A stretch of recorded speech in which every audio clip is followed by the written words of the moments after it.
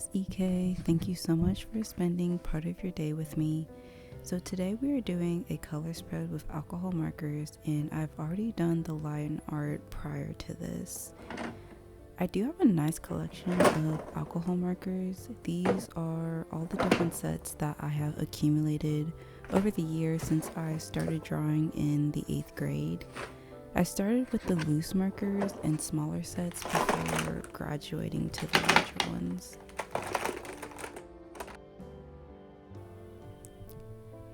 The Ohuhu 320 set is something I've gotten in the last 2 or 3 years, and of course it comes with its own swatch cards. I do enjoy the range of colors it provides. I also have a small Ohuhu skin tone set as well. The Copic markers don't come with a swatch card, but I ordered some from Amazon and it was about $6, and it's just really good to be able to swatch all the colors and see what it's like on paper without having to rely on the actual color caps.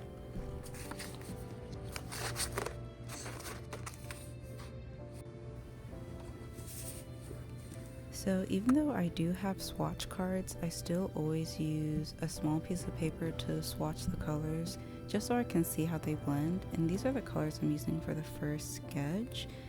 I always start with a base layer, and here it's going to be E17, and then I'll go back in and build up the shadows with the other colors.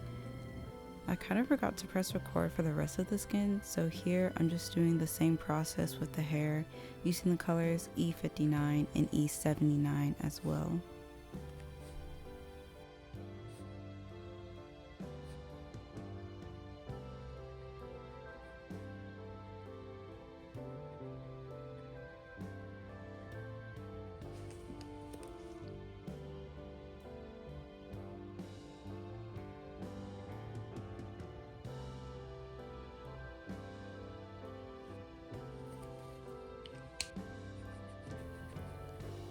Something I am trying to push myself to do in my art recently is finishing it. Kind of like to draw clothing and also little accessories like purses and shoes and even animals as well. This is just me trying to push myself artistically. And this is the final piece. So for the next one, I'm doing the same thing and swatching the colors on a small sheet of paper just so I can see how they blend.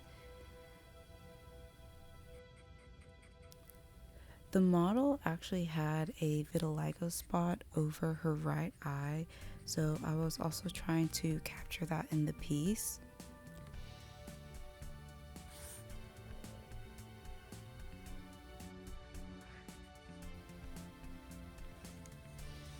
For every piece I do, I still use the same process, creating that base, and here it's going to be E000 for the vitiligo spot, and then E11 for the main skin tone.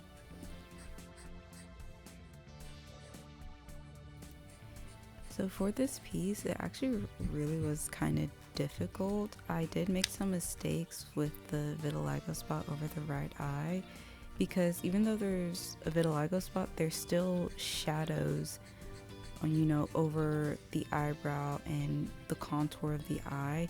So I was just having a hard time figuring out what those colors were going to be.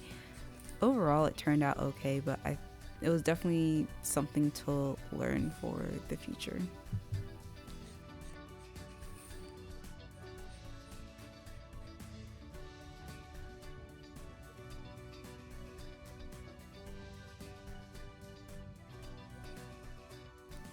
So here I am doing the hair, and for the colors I'm using E34, E25, and E29.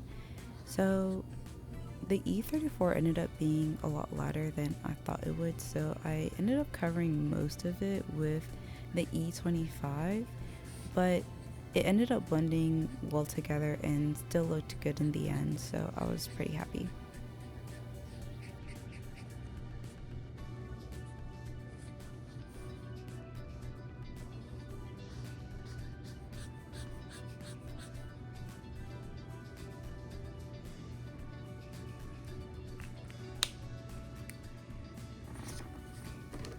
So here I am swatching the colors for the third piece.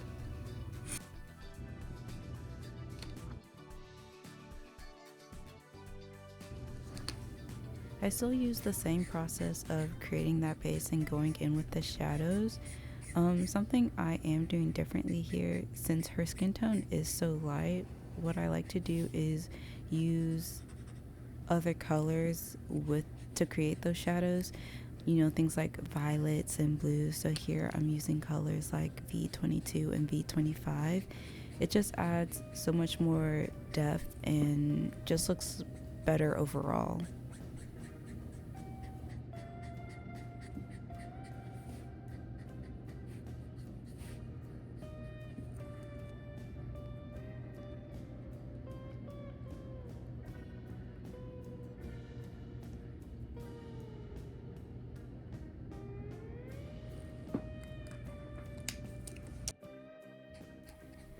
So here I'm swatching for the fourth piece. This one actually turned out to be my favorite out of all of them. I just love this color combo, and I also like the reference that I was using. I was trying to push myself artistically by using something that had a facial expression, and I just love how this piece turned out. Like I said, I love the color combo. Everything was blending well together, and I just absolutely love how it all turned out.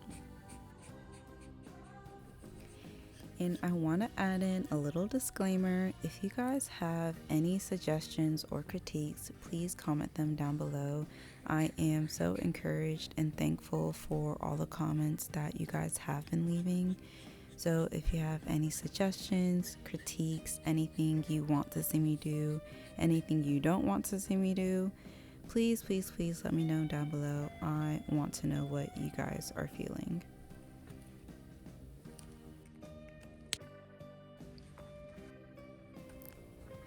So here I am swatching the colors for the final piece, and I did actually want to try and experiment adding those violet colors to the shadows. I have done that in the past when I was drawing more anime and cartoon stuff, but now that I draw more realistically, I stopped doing that specifically for darker skin tones. But here I just wanted to try and incorporate that back, see if that does add more depth to it. And I did like how it turned out. I mean, I liked how all these pieces turned out. So I think it did add to the piece, and did create more depth with it. And I did like how it added to the color set that I chose for this piece.